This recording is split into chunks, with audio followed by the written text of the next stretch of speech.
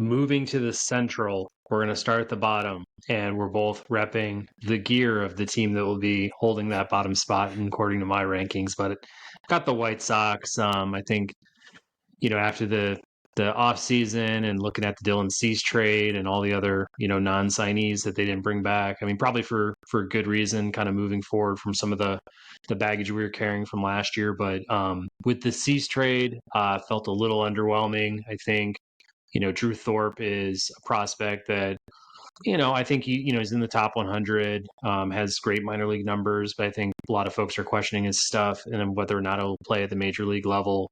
I think the other interesting prospect is, bringing over the young kid Andrew Zavala.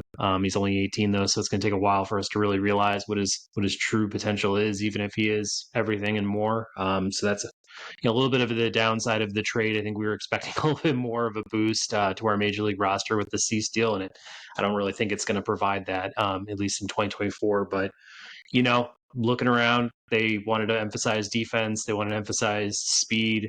I think they're able to accomplish that in their own right, but I don't think it's going to translate to much offense, much winning and things like that. And looking at the pitching staff, it's a lot of minor league type of deals for these folks, like second chances for a lot of the starters. Garrett Crochet is their opening day starter. Hasn't really started a game, I don't think, for a couple of seasons now. I don't know what his innings limit will even be if he's outstanding, and he has been that in spring training. But man, I could go on for 20 minutes with the White Sox. I'm not going to do it, not right now, but they're in my basement. The next team is actually a team that I think is getting a lot of praise for their offseason and like what people think are on the rise with the Kansas City Royals. But I'm looking at a roster that I still feel like has a lot of holes to it. I think the rotation depth that they added was good. I think having guys like Waka and Lugo in your rotation are definitely good things, but surrounding them is just a lot of the junk that came from last year. So looking at guys like Brady Singer, I think Jordan Lyles has been pushed to their bullpen to start. I think they're going to go with Alec Marsh as their fifth starter. Just feels a little bit sloppy. Doesn't feel like there's much to really get behind besides those two veterans, currently in that rotation. And then, I love Bobby Witt. I love what he can bring to the game. I think he's a star already. I think he's only going to be that and more for the rest of his career. But, we have to look and see if Vinny Pasquantino can have a bounce back, year from an injury. Can Salvador Perez, keep himself relevant as he gets, deeper into his 30s now? Just kind of going around the diamond, there's a lot of guys that are unproven. I mean, Michael Massey, Drew Isbell in center. Like, we just don't really know what these guys are going to be just yet. So I just think there are other clubs in, the AL Central that a little bit more polished, a little bit more proven, and just have more for me to get excited about. So, kept them there in fourth place. I got the Tigers in third. Like the Royals, I wanted to get a little bit more bullish about them, but I'm still a little skeptical about the rotation. I think Tarek Skubal is going to have a great year, but I also worry about his injury history and whether or not he can hold up over the course of 162 games. I think for the ones that he does, he'll be lights out, but we'll just have to see what else he can do. Jack Flaherty, Kenta Maeda, guys that have had really great seasons in the past. I don't know where they currently stand. I don't know how much you can trust them going into the year. And then you got bounce back guys like, Casey Mize, Matt Manning. Like, we'll see what they bring to the table. Jackson Joby is a guy that most are excited about in Detroit coming up from the minors as a pitcher, but you just don't know what kind of innings he can provide, so far. And I think offensively, like Spencer Torkelson had a great last year as a power hitter. I think he's definitely on the rise to like proving himself. I think Riley Green put together a pretty competent year. I think folks are expecting a lot more out of him.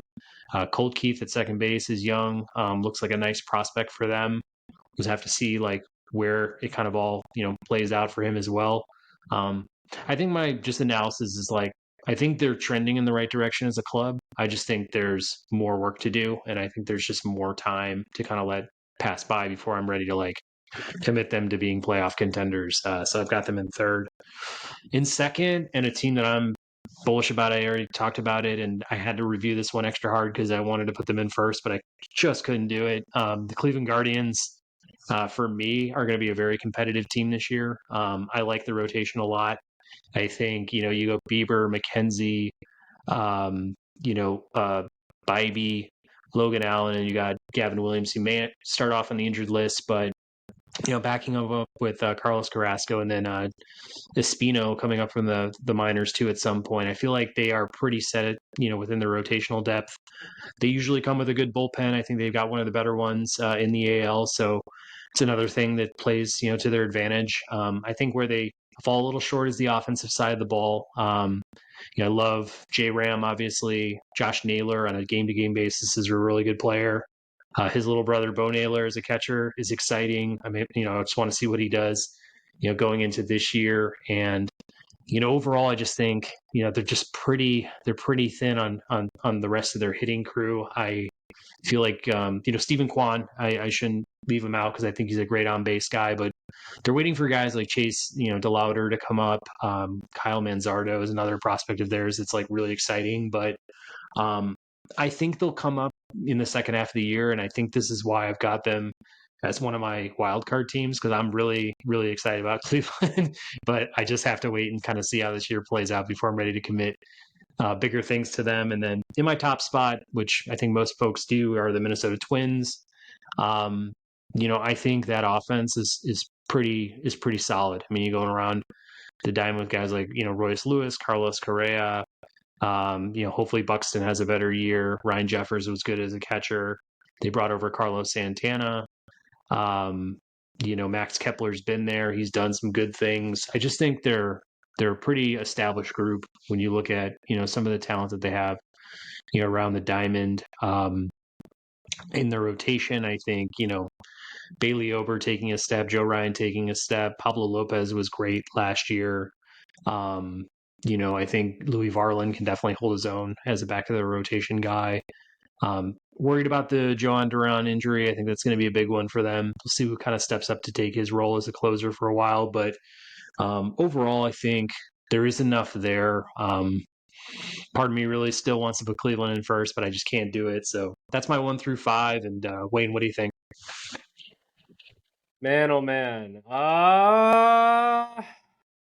I'm with you there. I'm with you there with the Guardians versus, I think, the Twins. I think, part of me wants to believe in what the Tigers are doing, but I feel like they don't have enough firepower and, the pitching staff, bullpen, kind of that combination there. So that's where I feel like the Guardians and the Twins with, Pablo Lopez.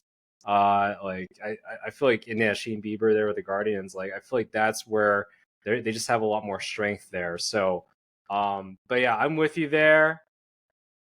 Kind of been back and forth on all this a little bit, but yeah, I'll go with you. I'll go with you. I kind of agree with you. I really like having, I think, Royce Lewis kind of being like out there, and we'll see what if Byron Buxton can just play like a fairly full season as well. Just I know he's I think doing more designated hitter duties, which is very interesting because he was always known as like that speedy outfielder that just catches everything, but now he's been just kind of resorting more towards that now. So, but yeah, I like what the Twins are doing. I just really do. I think last season, I remember going to playoffs. I was like, I had them as like my sleeper pick there. So a little disappointed kind of how that all turned out. But man, like there's a lot of excitement, I think, with what they're doing with the Twins, having an ace in Pablo Lopez and obviously Carlos Correa and, Royce Lewis, Byron Buxton, the rest of the crew there. So yeah, I just got to go with them. But yeah, like you were mentioning, the Guardians, just a lot of excitement there.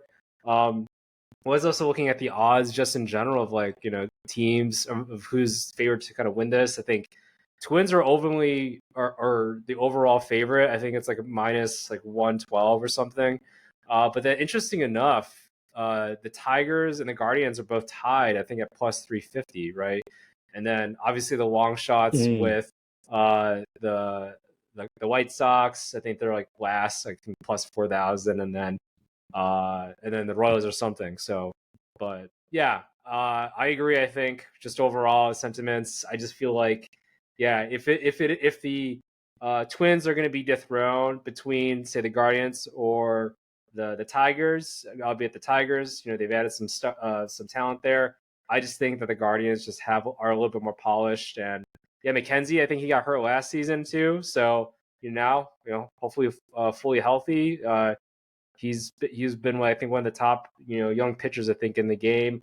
When he's on, right? So we'll see if he can kind of continue on what he was building from last season. Yeah.